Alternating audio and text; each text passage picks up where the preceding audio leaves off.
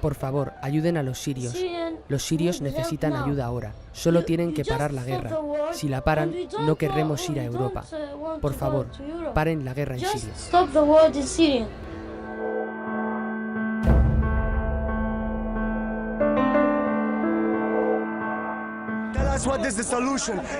Todos pueden estar en nuestra situación, todos pueden llegar a estar como nosotros. Por favor, busquen una solución. Por favor, dennos una solución.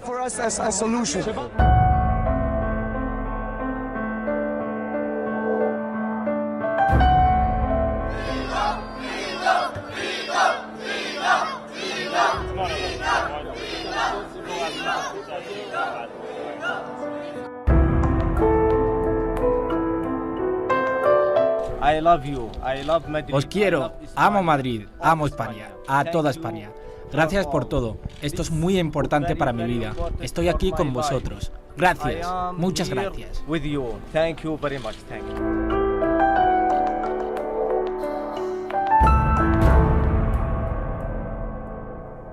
Osama Abdul, buenas noches, salam aleikum. Aleikum salam. ¿Qué hizo que abandonara su país hace 4 años? Obviamente es por la guerra. Hay una gran guerra en Siria y es muy peligrosa. Todas las familias se vieron afectadas por la guerra. ¿Cuál ha sido el camino que hizo desde que decidió abandonar su ciudad? Mi ciudad, que se llama Deir ez-Zor, es una zona bastante conflictiva y al principio del mes aguantamos un poco, pero los asesinatos se multiplicaban. Tuvimos que salir e ir a una ciudad cerca de la frontera con Turquía. Después cruzamos la frontera. En Turquía estuvimos aproximadamente 3 años, pero la situación era muy difícil, no había trabajo y no veíamos futuro. Decidimos trasladarnos a Europa a través del mar. Llegamos primero a Grecia y pasamos por Macedonia, Serbia, Hungría, Austria, Alemania y luego aquí a España. صربيا لهنغاري بعدين النمسا استريا لألمانيا وجينا لهون في اسبانيا ان شاء الله. Osama, le escuchábamos al inicio del programa su llegada a España, pero su objetivo era llegar a Alemania. ¿Por qué muchos de los que huyen de la guerra quieren llegar hasta allí? Alemania es el país más adecuado para los refugiados por las facilidades que dan, por los buenos servicios sociales que permiten tener una buena vida. Los sirios prefieren Alemania porque este país les aporta vivienda y subvenciones. También es un país mejor organizado que los demás. Osama, ¿le gustaría volver a casa? ¿Le gustaría volver a Siria cuando acabe el conflicto? Seguramente volveré porque hay mucha gente que necesita ayuda y yo quiero aportar esa ayuda. Pero volvería a España porque veo aquí que tengo mucho futuro en el mundo del fútbol. Pero sí, quiero volver a Siria y ayudar en lo que se me necesite.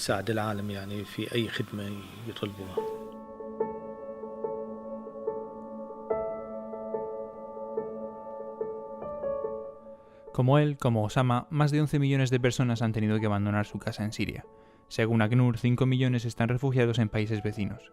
En este programa vamos a conocer el origen del primer éxodo del siglo XXI, una crisis de refugiados que Europa no logra gestionar con éxito. Hablaremos con expertos en conflictos para vislumbrar de dónde viene todo esto, si hay soluciones a la guerra que tantos exiliados ha provocado. Huyen de la guerra y vienen a Europa. ¿Por qué? Analizaremos las causas por las que miles de personas han decidido cruzar las fronteras de su país y buscar refugio dentro de la Unión Europea. Veremos cómo trata la Unión a estas personas y si se les considera refugiados o si solamente se les trata como migrantes económicos. En la próxima hora del programa también nos centraremos en España. Nos preguntaremos ¿qué está haciendo nuestro país con los refugiados? ¿Toma medidas o todo queda en anuncios?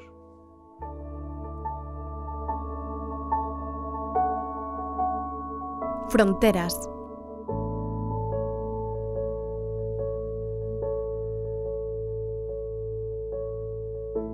Con José Nicolás. Decíamos que todos huyen de lo mismo, del conflicto, de la guerra en Siria que en marzo de este año ha llegado a su 5º aniversario. 5 años de violencia generada tanto por el régimen como por grupos yihadistas como Daesh o Jabhat al-Nusra. También por la llamada oposición, el conjunto de milicias opositoras al régimen de Al-Assad. Todos ellos son los que combaten en las calles, bombardean las ciudades y atacan a civiles a pesar de las treguas firmadas.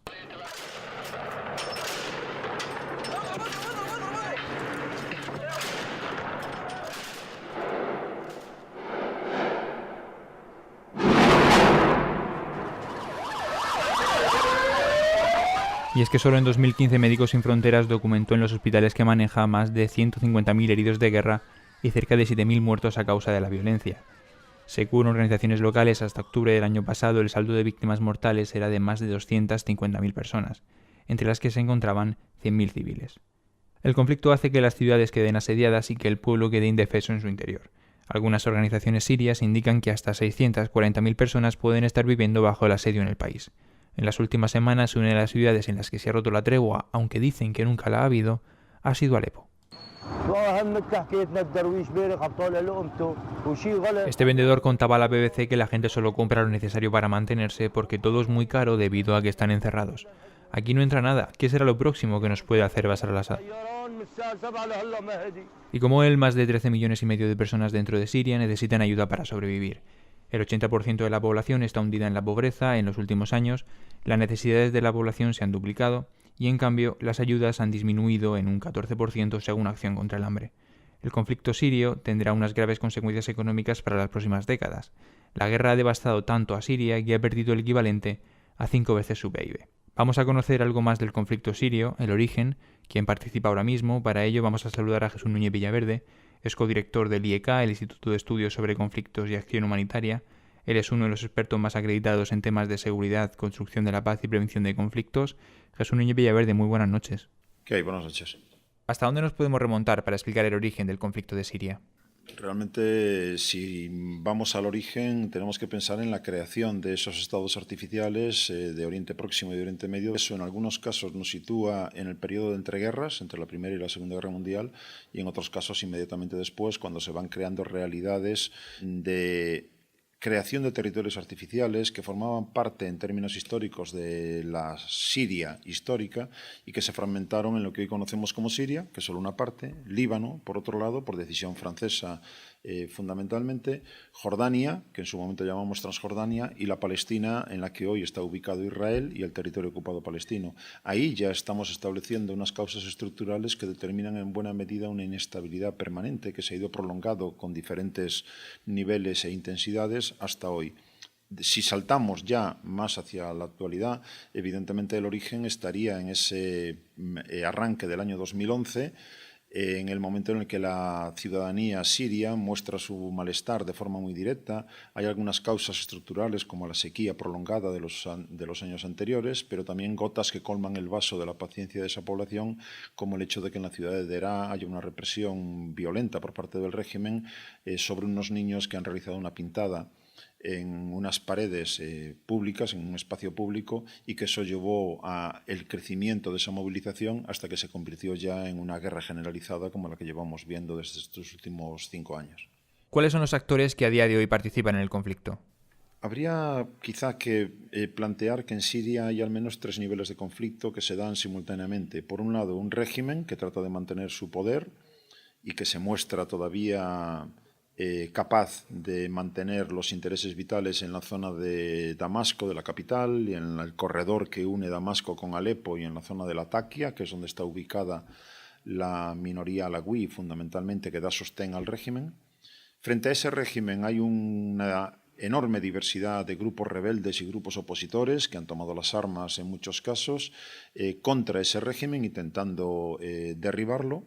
En un segundo nivel hablaríamos de una guerra por intermediación en la que Irán ocupa un puesto destacado apoyando fundamentalmente al régimen sirio y por otro lado Arabia Saudí, que apoya a buena parte de esos grupos rebeldes, por lo tanto una competencia entre Irán y Arabia Saudí por el liderazgo regional. Y en un tercer nivel habría que incluir evidentemente a Rusia, que está apoyando a uno de sus viejos aliados, como es el régimen sirio, pero también a Estados Unidos, que se implica en términos militares también, logísticos, suministro de municiones, inteligencia, a favor de algunos de los actores combatientes que están implicados en el conflicto. Por lo tanto, todo ello simultáneamente hace todavía mucho más compleja la búsqueda de soluciones. ¿En qué situación se encuentra el conflicto de Siria ahora mismo? ¿Hay alguna perspectiva de futuro? ¿Hay alguna solución militar a corto, medio o largo plazo? En el campo militar estamos viendo cómo se ha producido un cambio sustancial en la medida en la que Rusia desde octubre del año 2015 ha aumentado su apuesta a favor del régimen sirio, lo cual le ha permitido al régimen de Bashar al-Assad cambiar una tendencia que era desfavorable a sus intereses, recuperando no solo las zonas vitales que le interesa controlar, sino ampliando cada vez más las zonas que controla, con ese apoyo de Irán, con ese apoyo del Hezbollah libanés y con el apoyo de la propia Rusia. Todo eso le ha permitido, por lo tanto, llegar a un punto en el que hoy el tiempo corre a su favor. Y en el ámbito político, lo que vemos es que, a pesar de los diferentes intentos por poner en marcha negociaciones, todas ellas han colapsado. Básicamente, en función de lo que ocurre en el campo militar, que hace que el régimen se sienta hoy más en condiciones de poder imponer sus criterios, y en relación con la fragmentación permanente de la oposición, que ha llevado a la imposibilidad de que exista una base política común que defiendan intereses comunes. Unos lo que quieren es el derribo del régimen, otros lo que quieren es combatir a Daesh, unos lo que quieren es colocarse ellos mismos como líderes de esas plataformas opositoras. Detrás de ellos tenemos a Qatar y Arabia Saudí apoyando a unos u otros. En definitiva, una oposición que no ha conseguido consolidar ni una autoridad política ni una autoridad militar común como para poder en una mesa de negociaciones imponer también sus criterios. Eso hace pensar que hoy por hoy la violencia va a continuar y que no hay solución a corto plazo. A largo plazo es evidente que necesitaríamos dar más protagonismo a los actores políticos, sentando en la mesa de negociaciones a todos los verdaderamente implicados, y esto hasta ahora no había ocurrido por la sencilla razón de que Irán quedaba excluido de cualquier búsqueda de soluciones. En la medida en la que Irán se ha incorporado a la búsqueda de soluciones, ya tenemos ahora la posibilidad de contar con la opinión de todos los que están allí implicados. Desgraciadamente, mientras no haya un acomodo entre Arabia Saudí e Irán, será difícil que cada uno de ellos siga implicado de modo violento en el conflicto, apoyando cada uno a los suyos. Por lo tanto, me resulta difícil irme a un escenario de largo plazo cuando hoy por hoy la perspectiva es tan oscura. Ha dicho que en la solución al conflicto deben sentarse todos los actores que ahora mismo participan en él. ¿Debería participar en esa negociación de solución al Assad como un aliado? Ese es uno de los puntos de discusión hoy por parte de sus opositores y de los grupos rebeldes, en la medida que hay algunos que están dispuestos a hacerlo y otros entienden que no. Si miramos el transcurso del tiempo, vemos como las posiciones de actores externos muy importantes, y entre ellos también habría que mencionar a España, pero desde luego Estados Unidos y otros, hemos visto cómo ha ido girando la opinión de un punto en el que se entendía que no había futuro para Bashar al-Assad en Siria, a entenderlo como parte de la solución y no como parte del problema. La realidad nos muestra que Bashar al-Assad hoy, a los ojos de muchos actores, tanto regionales como globales, es un mal menor, es entendido como un mal menor, en la medida en la que cualquier alternativa a él parecería peor para mantener una Siria estable y una Siria que apueste por opciones de proporcionar bienestar y seguridad al conjunto de la población. Y desde ese punto de vista crecen las posibilidades de que Bashar al-Assad sea necesariamente incluido en cualquier búsqueda o alternativa de paz en el futuro. Jesús Núñez Villaverde, muchas gracias y buenas noches. Nada, encantado. Buenas noches.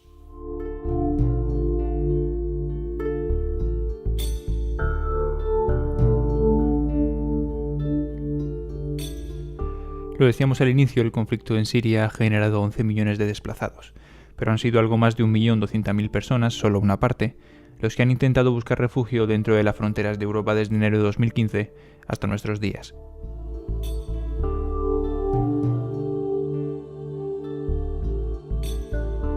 Nearly 500,000 people have made their way to Europe. Cerca de 500.000 personas han hecho su camino a Europa. La gran mayoría huyen de Siria, del terror del Estado Islámico en Libia o de la dictadura en Eritrea. La prioridad hoy es y debe ser la crisis de refugiados.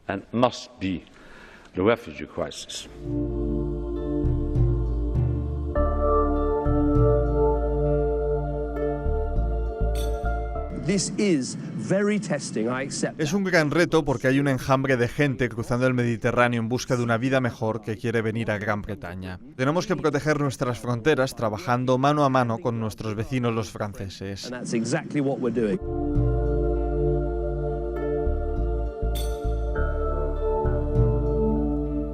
Acabamos de escuchar al presidente de la Comisión Europea. Jean-Claude Juncker decía que la crisis de los refugiados debía ser una prioridad para la Unión.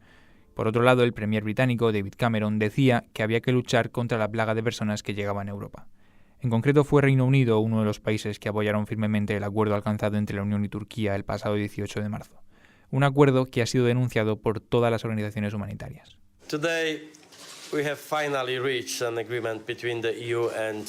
Hoy hemos llegado a un acuerdo entre la Unión Europea y Turquía. El acuerdo está destinado a parar el flujo de inmigración irregular desde Turquía a Europa.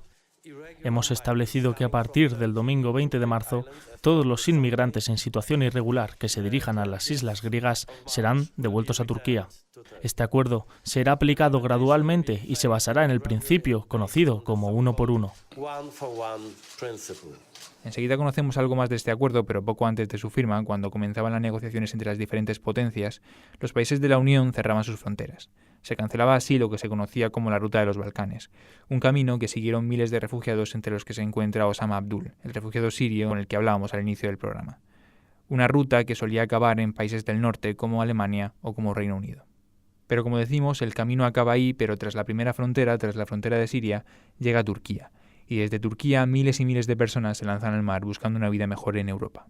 Precisamente a las puertas de Europa, en la isla griega de Lesbos, trabaja Gerard Canals.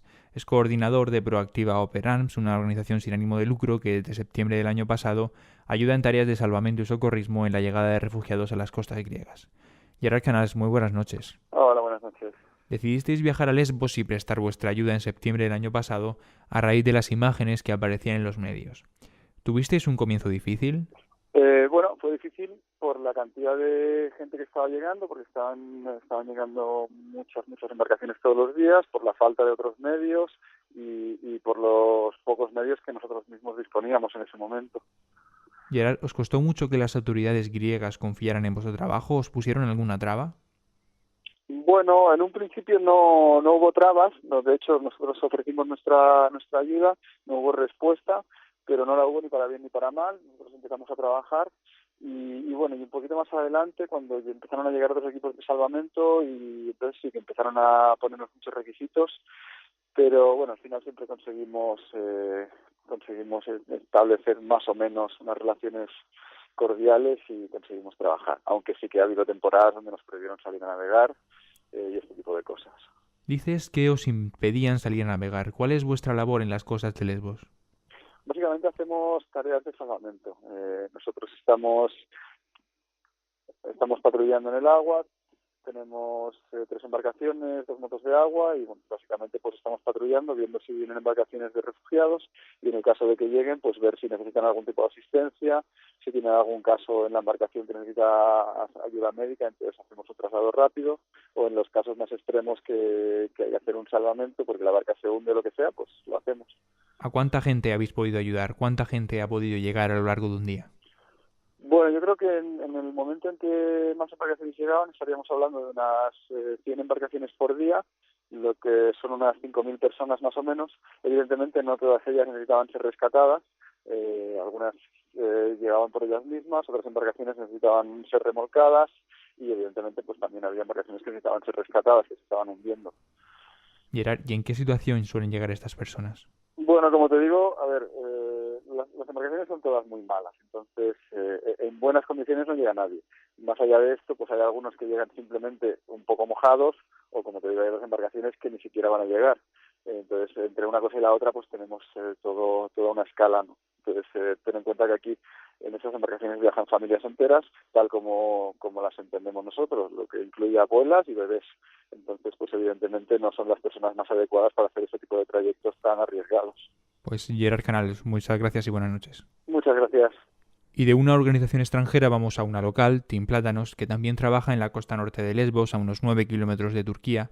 Plátanos es otra de las organizaciones sin ánimo de lucro que trabajan ayudando a los refugiados. Yasonas Apostolopoulos es uno de sus voluntarios. Yasonas, muy buenas noches. Kalinigta. Yasonas, estás en Lesbos porque conocías a la organización Plátano. ¿Son muchos los griegos que tomaron esa decisión, ir allí y dedicar gran parte de su tiempo a ayudar a los refugiados? Ναι, νομίζω ότι γενικά άγγιξε πολλούς ανθρώπους η κατάσταση των προσφύγων. Por lo general, creo que esa situación influyó a muchos. Desde septiembre hasta diciembre llegaban cientos de miles de personas a la isla.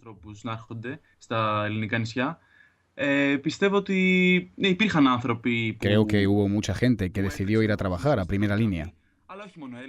Pero no eran solo griegos, había personas de todo el mundo, de toda Europa, americanos, españoles, italianos, franceses, alemanes, incluso de Asia, de todo el mundo.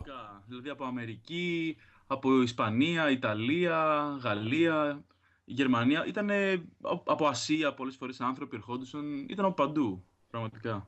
Yasonas, ¿cuánto tiempo estás trabajando en Lesbos? Από τον Οκτώβριο. Desde octubre. ¿Y qué es lo que sueles hacer allí? ¿Cuál es tu labor principalmente en Lesbos? Εγώ είμαι στην ομάδα διάσωσης του Πλατάνου. Έχουμε φτιάξει... Ο πλάτανος είναι βασικά... Estoy en el equipo de rescate de plátanos. Nosotros estamos en la costa. Allí recogemos a la gente que viene a través del mar. Η οποία επιχειρεί στη θάλασσα και αποτελείται από... Luego hay un equipo con barcos que trabaja mar adentro. Yo me encargo de coordinar a los que están en estos barcos. Και από την ομάδα που είναι μέσα στη θάλασσα με ένα φουσκωτό. Trabajamos con traductores, médicos y socorristas. Intentamos rescatar a la gente como podemos, de cualquier forma. Υπάρχουν πολλές οργανώσεις οι οποίες βοηθάνε στη στεριά στο διάσωση. Luego en tierra hay muchas organizaciones. Por ejemplo, desde Barcelona han venido los socorristas de Proactiva, pero la mayoría de los voluntarios que vienen desde el extranjero vienen a trabajar en tierra. Y bueno, la falta la tenemos en el mar. Cuando empezamos en octubre todo lo hacían los pescadores, no había nadie trabajando en el mar. Bueno, no, también habían 2 motos de agua del equipo de Proactiva.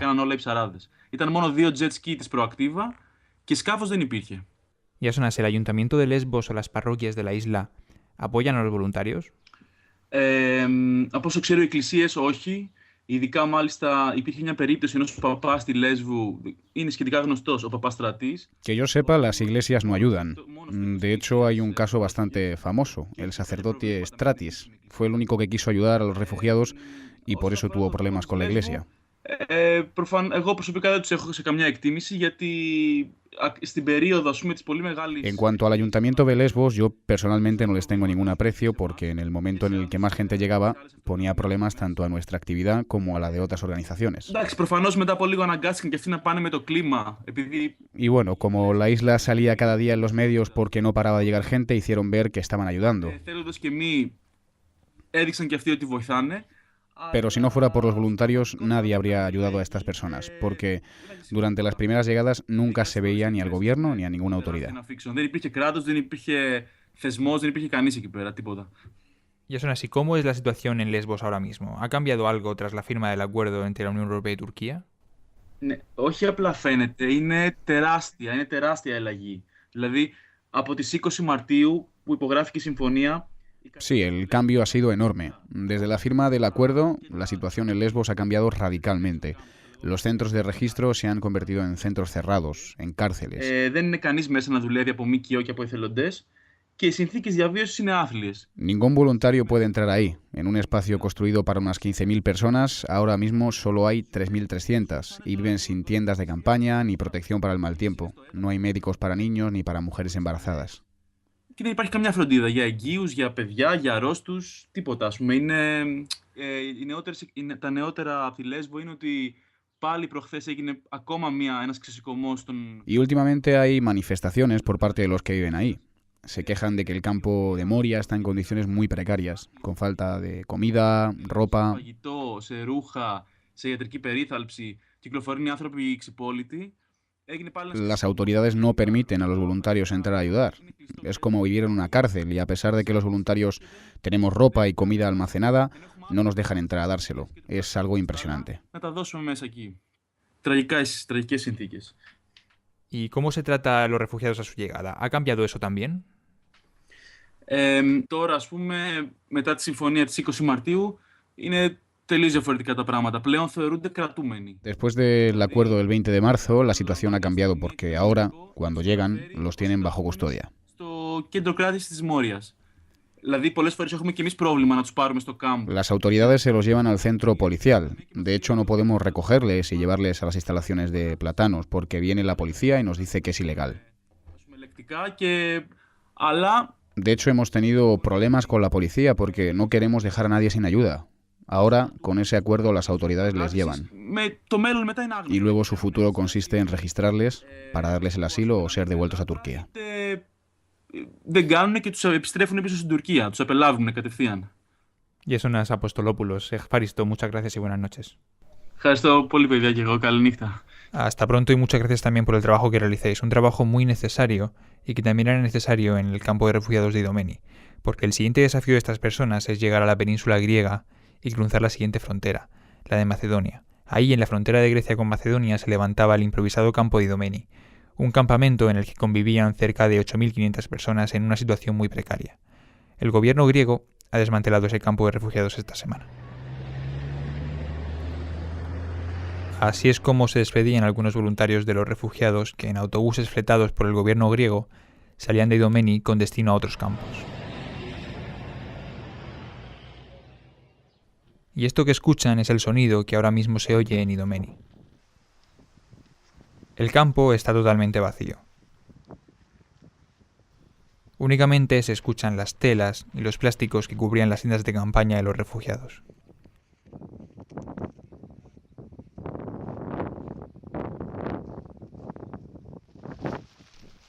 Es un sonido que ha grabado esta mañana el fotógrafo Pablo Gabandé.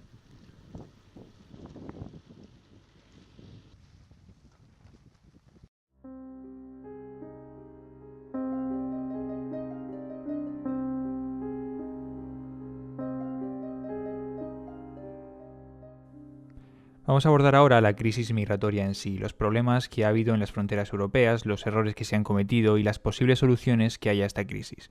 En primer lugar lo hacemos con Carmen González Enríquez, es investigadora principal en el Real Instituto Elcano, es experta en demografía, población y migraciones internacionales. Carmen González Enríquez, muy buenas noches. Hola, buenas noches. Saludamos también a Javier de Lucas, catedrático de Filosofía del Derecho y Filosofía Política en el Instituto de Derechos Humanos de la Universidad de Valencia, fue presidente de CEAR, la Comisión Española de Ayuda al Refugiado. Javier de Lucas, muy buenas noches. Hola, ¿qué tal? ¿Cómo estás? Carmen, ¿cuál ha sido el problema que han tenido los países europeos de la Unión Europea con los acuerdos firmados en materia de petición de asilo? El gran problema es que todo el mecanismo de asilo de los países europeos está pensado para un asilo que llega a cuentagotas, unos peticionarios de asilo que llegan a cuentagotas, que llegan varios al mes a cada país, o en total, a lo mejor en un caso de los que más refugiados reciben, unos 1.000 al año, pongamos, ¿no? No están pensados, nunca fueron diseñados ni aprobados pensando en que iban a llegar cientos de miles de personas a un país durante un año. La situación alemana, por ejemplo, con casi 1 millón en el 2015, eso nunca estuvo previsto por sus instituciones. Entonces, Javier, ¿qué está haciendo la Unión con estas personas? Una de las medidas tomadas ha sido el acuerdo firmado con Turquía. ¿Cómo es este acuerdo? Lo que se pone en manifiesto es, primero, se violan las normas básicas de recepción y tratamiento de solicitud de demandas porque no se hace un expediente individualizado, no se le da la oportunidad de cobertura jurídica y simplemente con un formulario tipo se deniega y se expulsa. En segundo lugar, este procedimiento se está haciendo con carácter colectivo, cuando eso está prohibido. Tercero, se están devolviendo a Turquía, que es un país que no reúne las condiciones de país seguro, a pesar de que efectivamente sea el país de tránsito inmediato hacia la Unión Europea. Pero es que resulta que Turquía no reconoce como refugiados a nadie que no venga de países europeos. Y entonces resulta que en el caso concreto del que estamos hablando, el 99,9% de las personas que son retornadas a Turquía no son retornadas como refugiados porque Turquía no los reconoce como refugiados y por lo tanto Turquía no les va a dar la protección de refugiados. Pero es que luego hay que añadir la extraordinaria cláusula que se inventó la Unión Europea bajo la fórmula técnica del one-to-one, que supone que el pacto entre la Unión Europea y Turquía es tal que por cada persona que nosotros deportamos a Turquía, nosotros autorizamos a Turquía a que nos devuelva a un sirio. Pero es que estamos hablando de un derecho individual. ¿A quién se le puede pasar por la cabeza que a mí o a ti nos dijeran, bueno, mira, tu derecho a la libertad de expresión no te lo vamos a reconocer, pero a cambio se lo reconoceremos a otro? Bueno, ¿y qué? ¿A mí qué me sirve que se lo reconozcan a otro? Es todo un disparate jurídico. Un disparate jurídico que han denunciado, como apuntábamos antes, todas las organizaciones humanitarias. Enseguida seguimos con el tema de lo que hace o debe hacer la Unión, pero a raíz de lo que decía Javier, de dónde deben estar, dónde deben pedir asilo, vamos a abordar ahora el deseo de estas personas. Para ello, Carmen, vamos a escuchar un sonido.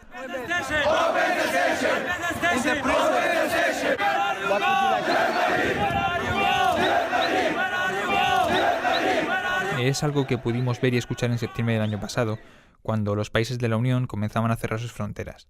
Escuchábamos cómo estas personas en Hungría pedían que se iba a ir a la estación y mostraban su deseo de llegar hasta Alemania.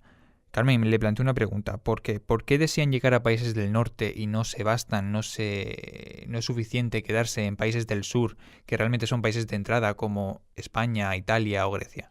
Hay varias razones. La principal es, hay dos razones principales. Una es histórica, digamos, es que esos países son los que desde los años 80, 90 han tenido una política de recepción de refugiados más generosa. Y por eso los que venían a Europa con intención de solicitarlo han ido a los países que tenían políticas más abiertas, más receptivas, ¿no? Sobre todo los nórdicos, Reino Unido, Dinamarca, Francia, Alemania, ¿no? Y en esos países se han formado comunidades de individuos procedentes de muchos de estos países. Por eso los que llegan prefieren ir a lugares donde ya tienen a conocidos, compatriotas, familiares, etc. Además de eso, hay una gran diferencia en el nivel de servicios que ofrecen a los refugiados unos u otros países, ¿no? En términos de vivienda, enseñanza del idioma, ayuda para encontrar trabajo, dinero para la manutención, apoyo social público de todo tipo. Es completamente distinto ser refugiado en Suecia o serlo en Grecia. En Grecia, en un estado que está en bancarrota prácticamente, pues el refugiado se encuentra al cabo de un par de meses. El que ha recibido el estatus de refugiado asilado se encuentra al cabo de 2 o 3 meses sin ningún tipo de ayuda pública, en un país con una alta tasa de paro. Es lo mismo que pasa en España. Muchos de los refugiados que podrían haber venido a España no lo hacen porque saben que en España nuestra tasa de paro es muy alta y por tanto las posibilidades de encontrar trabajo aquí a la larga son bastante difíciles, ¿no? Entonces, son ambas cosas. Y luego hay otra tercera, que son países que directamente se niegan a acoger refugiados musulmanes. Países de Europa del Este que lo han dicho claramente. Y por lo tanto, si uno se siente, cuando eres un refugiado sirio, pues prefieres no ir a un país que ya ha dicho que no quiere tenerte allí, ¿no? Javier, ¿qué desafíos a corto, medio y largo plazo debe plantearse la Unión Europea para solucionar esta situación? El primer desafío es actuar como Unión Europea. Sé que es una tautología, pero es que ese es el desafío. Las cosas están así. El primer desafío es convencer a los Estados miembros de la necesidad de poner en marcha el sistema europeo común de asilo. Segundo desafío, crear realmente una oficina europea de asilo, la EASO, pero que tenga carácter imperativo, es decir, obligatorio y común, de la que formaría parte una policía europea de fronteras que tuviera capacidades supranacionales, cosa a la que se resisten como gato panza arriba todos los estados nacionales. Esa policía, digamos, podría acudir dirigida desde la Oficina Europea de Asilo a cualquier punto del territorio europeo donde fuera necesaria. Los estados no quieren eso porque lo ven como una restricción de su soberanía que no quieren abandonar bajo ningún punto de vista, ¿no? Y luego el segundo grupo de desafíos sería el establecimiento de procedimientos administrativos que facilitaran, al mismo tiempo que sometieran a reglas claras, que facilitaran la llegada a quienes tienen la necesidad de protección. Crear, por ejemplo, oficinas consulares o diplomáticas ad hoc en todos los países limítrofes de ahí de donde huyen.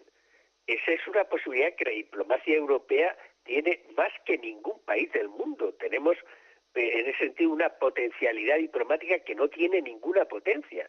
Podríamos hacerlo y ese es otro desafío. Y naturalmente está el desafío de implementar un servicio de acogida coordinado y obligatorio.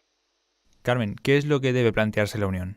Yo creo que la Unión tiene que plantear un gran debate entre los Estados, un gran debate que tiene que producirse dentro de los Estados también, ¿no?, respecto a qué es lo que se quiere hacer en este terreno, el de los refugiados y el de la inmigración, intentando entender las relaciones entre ambos fenómenos, ¿no?, pero aplicando a su vez distintos criterios. Es decir, hay por un lado unas obligaciones morales, hay por otro lado unas realidades económicas y de los mercados de trabajo. Por ejemplo, en el caso de Suecia, que es uno de los países con más recepción de refugiados históricamente, que a su vez era su forma de recibir migración económica. Prácticamente todos los extranjeros que llegaban lo hacían vía asilo y refugio o vía reagrupación familiar de los que ya habían llegado previamente, ¿no? Pero esas personas después se incorporaban al mercado de trabajo y de esta forma Suecia cubría huecos en su mercado de trabajo. Cuando esa llegada de refugiados ha sido más alta, mucho más alta de lo que después su mercado de trabajo era capaz de asimilar, han empezado las dificultades. La propia Suecia se está planteando que el estatuto de refugiado sea provisional, es decir, que la persona sea obligada a volver a su país de origen cuando lo que motivó su salida, lo que justificó que se le concediera refugio, haya terminado. Pues Carmen González Enríquez, investigadora principal del Real Instituto Elcano. Muchas gracias y buenas noches. Buenas noches. Y a usted no le despido, Javier. En unos minutos volvemos con usted. Vamos a conocer ahora qué es lo que ha anunciado España, qué va a hacer con los refugiados, cuáles son las intenciones que se han puesto sobre la mesa, tanto desde el Gobierno como desde las comunidades autónomas. ¿De acuerdo? Muy bien, estupendo. Hasta luego.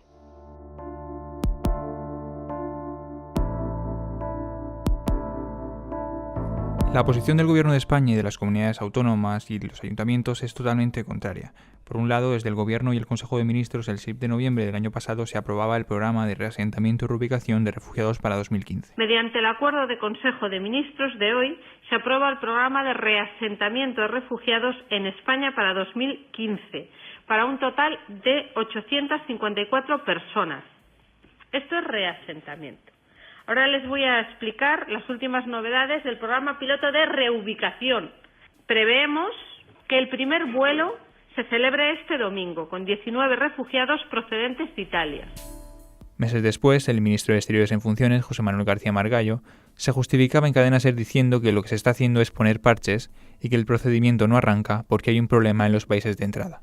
Aquí hay un defecto de base, que es que no tenemos una política ni de asilo ni de migración común. Y por tanto todo lo que estamos poniendo son parches.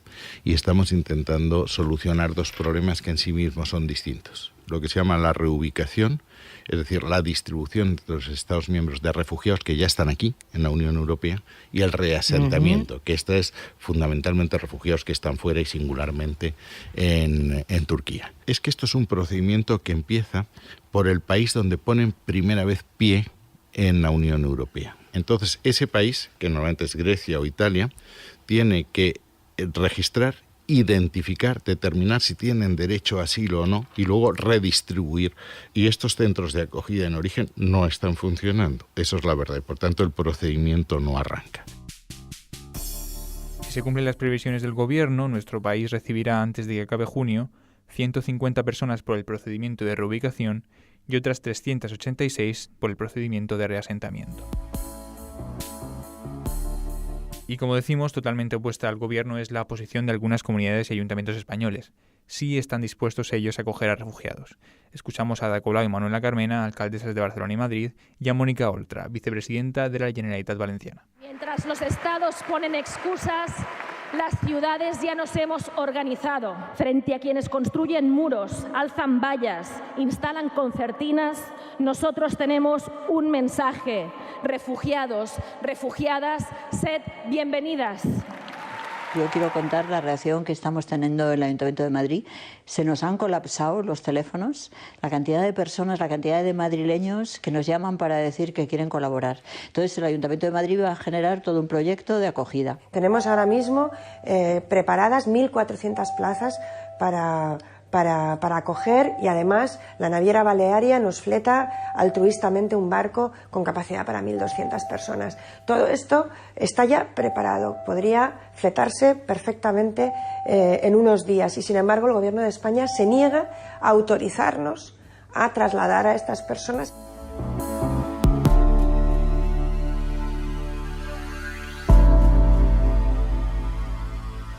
Y seguimos en línea con Javier de Lucas, es profesor en el Instituto de Derechos Humanos de la Universidad de Valencia y es presidente de CEAR, la Comisión Española de Ayuda al Refugiado.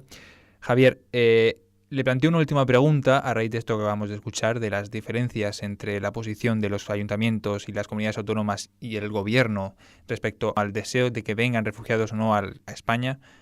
Le planteo una última pregunta. ¿Qué posición tiene España respecto a la crisis de los refugiados? ¿Cuál es el problema que tiene España con los refugiados? Hay dos problemas. Digamos que el primero y fundamental es un problema de laguna de derecho, es decir, de inexistencia de precisión jurídica. En España existe una ley de asilo que fue reformada en 2009. Algunos de nosotros, yo en ese momento era presidente de la Comisión Española de Ayuda al Refugiado, criticamos duramente la reforma porque recortaba las posibilidades de asilo. A continuación, durante 2 años, el gobierno del señor Rodríguez Zapatero no tuvo tiempo de elaborar un reglamento. Entonces, al no tener reglamento, los funcionarios funcionan, por así decirlo, según su leal entender, lo cual en muchos casos produce situaciones no ya de discrecionalidad, sino de arbitrariedad. El gobierno Rajoy ha tenido 4 años y tampoco ha hecho el reglamento. Y eso es lo que ha posibilitado que la aplicación del régimen de asilo en España sea completamente arbitraria, algo que ha criticado con muchísima claridad durante todo este tiempo la Comisión Española de Ayuda al Refugiado, que ha denunciado año tras año el Defensor del Pueblo en sus informes, que han denunciado otras organizaciones no gubernamentales y que el gobierno Rajoy ha silbado con nuestro extraordinario ministro García Margallo y el no menos extraordinario Jorge Fernández, pues mirando al tendido. Es decir, que en esas condiciones el problema de la aplicación del procedimiento del asilo, el problema de la cobertura, el problema de la garantía es que se quedan absolutamente en el aire. Entonces, claro, pasa lo que me decías, que no solo es que tengamos menos medios para aplicar el derecho de asilo y la protección complementaria a quienes se lo reconozcamos, es que además no hay garantías establecidas. Y por eso yo, si estuviera en la condición de un sirio o de cualquier persona que necesite asilo, desde luego no la pediría en España en este momento. Pues Javier de Lucas, muchas gracias y buenas noches. Un saludo. Gracias a vosotros. Buenas noches.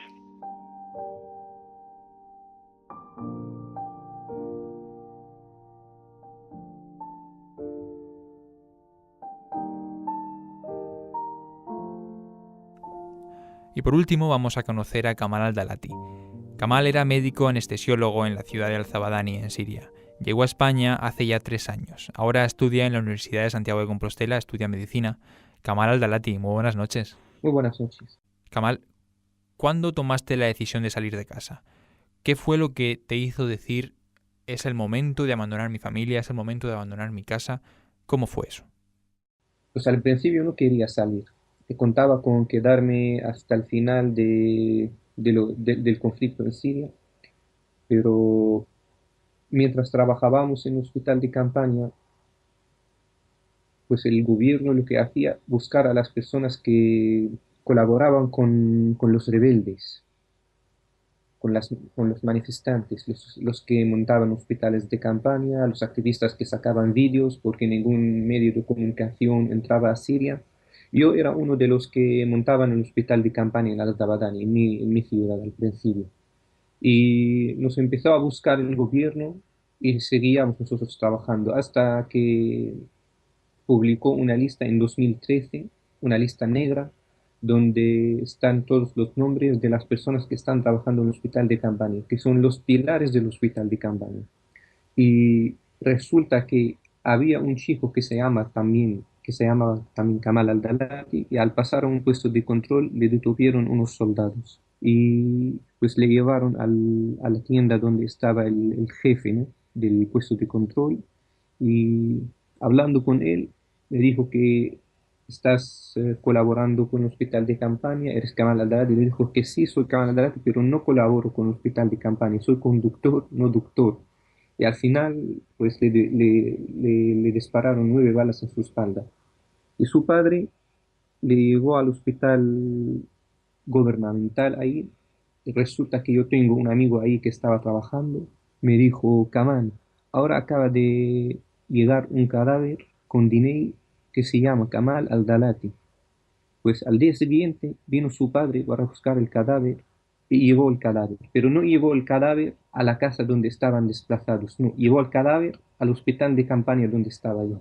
Yo estaba de descanso y me llamó un amigo, me dijo, mira Kamal, hay un señor aquí que te está buscando, dice que quiere hablar contigo. Sí, me dijo, Kamal, él te estaba buscando para decirte que tenga cuidado, que tengas cuidado tú, porque su hijo murió porque te están buscando a ti. Pues dije que ya no puedo quedarme ahí, sobre todo porque mi madre me lo pidió varias veces, tantas veces, Kamal, por favor que salgas, Kamal, por favor que salgas. Muchas cosas, ¿no? Muchos factores que al final dije que ya no me quedo, no me quedo. Y salí a través de Líbano. ¿Y cómo fue la salida? ¿Qué hiciste cuando tu madre te dijo que huyeras? Cuando decidí salir, no tenía un medio para salir. Buscaba casi 15 días, hasta un punto que llegó un contrabandista que anestesia a su sobrino. Y me dijo, mira, que te voy a llevar yo porque tu hermano me había contado que estás buscando alguna manera para salir a Líbano. Pero mi destino no lo sabía yo, ¿sabes? Quería salir, pero sin saber qué era el destino el que voy a llegar, a dónde voy yo. Y cogí la ropa que tenía, poca ropa, algunos papeles que tenía, mis certificados, mi título, tal, cosas que tenía, y iba con él. Pues íbamos a un caballo, una botella de agua, su arma y la ropa que llevábamos nosotros. Pues íbamos los dos cruzando puestos de control, con la lluvia, con el nieve, hasta que llegamos a una valle entre dos montañas. Y me dijo, tienes que echar el último vistazo. Mira tu ciudad la última vez y vamos bajando el pico de la montaña poco a poco. Y íbamos los dos casi andando 8 horas entre montar a caballo, andar un poco, hasta que llegamos a una aldea entre las dos montañas, entre los dos países. Al final de la cuarta noche, sí ya pude llegar a la frontera entre Líbano y Siria. Kamal, y una vez en España, ¿cómo se tramitan los papeles? ¿Cómo debe tramitar los papeles alguien que quiere pedir asilo? Yo llegué un jueves. El viernes compré un libro de español, de gramática, empecé a estudiarlo. Después de 3 meses ya domino el español más o menos. Pues hablamos con una chica que trabajaba en una ONG en Madrid y nos dijo, para quedarte en España, Kamal, tienes que pedir el asilo. Y fui a la oficina del asilo, me dieron una tarjeta roja de 3 meses, renovable. Tardaron en darme el asilo 1 año, 3 meses también. En este tiempo seguía aprendiendo el español, vivía en un centro de acogida, porque no, cuando llegué estaba con mi prima, pero al final de 2 meses dije que no voy a estar con mi prima toda mi estancia en España. Mientras estaba en el centro de acogida, pues salieron algunas becas para las personas que son sirias y que no pudieron terminar sus estudios en Siria por el conflicto. Y yo pedí la beca, pero casi no tenía esperanza que me saliese porque no tenía todos los papeles. Me han considerado la beca. Bueno, cuando llegué a Santiago aún no tenía, llegué con una tarjeta roja, no tenía mi residencia, ¿sabes? Me matriculé en la universidad, iba preparando algunas asignaturas, fui a Madrid y saqué la residencia porque me han informado que ya me han considerado la protección subsidiaria, no es un asilo. En España no se da el asilo a las personas que vienen de Siria. Kamal, cuando uno sale de Siria, cuando uno sale de su país, ¿tiene la esperanza de volver en algún momento? Ojalá pueda volver en 20 años.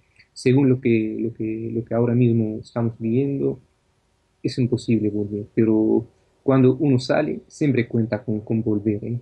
A volver a tener lo que es tuyo, tu tierra, tu casa, tus amigos. La verdad es que vivíamos muy bien. Los sirios vivíamos muy bien.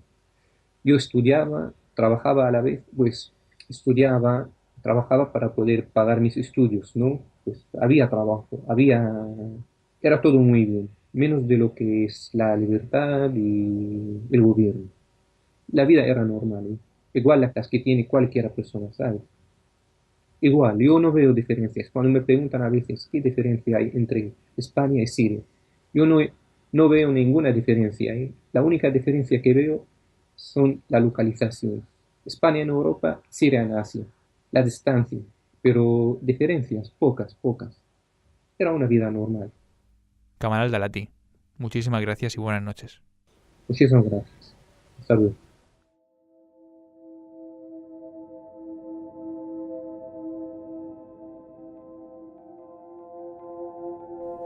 Para cerrar este programa hemos pedido una reflexión a la directora de Hora 25. Ángels Barceló ha vivido de cerca la crisis de los refugiados y la respuesta europea. Estuvo en 2013 en Lampedusa cuando el problema de los refugiados dio un duro golpe a una Europa que ya entonces miraba hacia otro lado. Ha estado en campos de refugiados en Jordania, en Satari, que es uno de los mayores campos de refugiados del mundo, también en Azraq, un campo creado en 2013 por ACNUR tras la crisis siria, y no solamente ha trabajado con la crisis de los refugiados que en los últimos años afecta a Europa, también el problema de los refugiados en la Franja de Gaza o en Etiopía, un país africano que acoge a más de 800.000 refugiados. Creo que nunca seremos conscientes de lo que pasa en el Mediterráneo. Creo que nunca sabremos a cuánta gente se ha engullido el Mediterráneo. Me voy a detener solo en 3 historias de estos últimos días, ¿eh? Seguro que todo el mundo las ha visto. Primero, las imágenes de esa barcaza volcando con 500 personas a bordo, cayendo todas ellas al agua y, por suerte, a su lado un barco de la Marina italiana que las rescata, salvo a 5 de ellas. Pero me quiero recrear en la imagen, en la imagen de la desesperación de 500 personas que ven que se acerca un barco de la Marina italiana, se ponen todos a un lado del barco, el barco se escora y el barco acaba volcando. Siguiente escena. Un barco de la Guardia Civil española que rescata a 276 inmigrantes. Me contaba ayer el comandante de ese barco, me decía, era una chatarra flotando, llena de vías de agua. Conseguimos rescatarles a todos. De esos 276, la mayoría eran menores. A poco de rescatarles, dice, nos quedamos en la zona para que no hubiera peligro y vimos cómo se hundía el barco.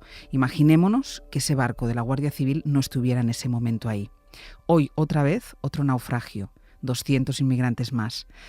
Esos son los que sabemos, los que vemos, los que son rescatados. Y la gran pregunta es esa, ¿no? Y la gran reflexión es esta. ¿Algún día seremos conscientes de todo lo que se ha engullido el mar Mediterráneo? Y lo que es peor, ¿algún día alguien hará algo para que el mar deje de engullirse a seres humanos? Fronteras, con José Nicolás.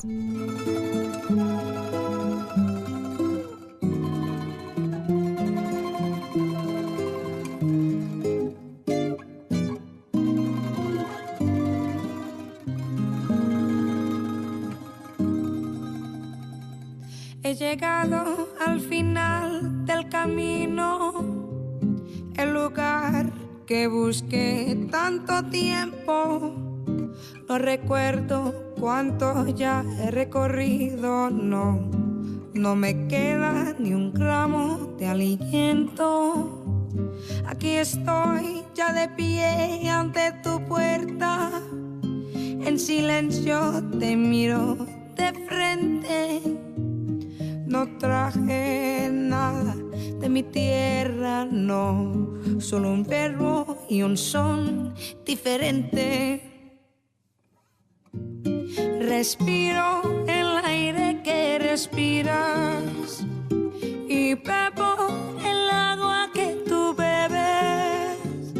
Si piso el mismo suelo que tú pisas,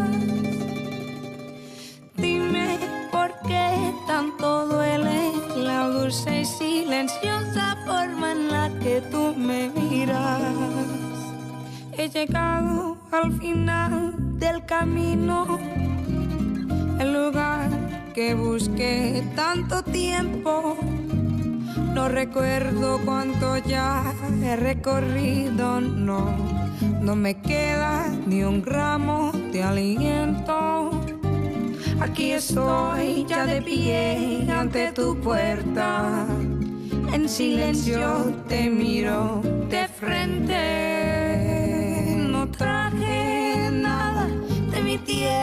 no, solo un verbo y un son diferente. Respiro el aire que respiras y bebo el agua que tú bebes. Si piso el mismo suelo que tú pisas, dime por qué tanto duele la dulce y silenciosa forma en la que tú me miras. Dame un vaso de tu suerte para poder beber también un trago de tu vida.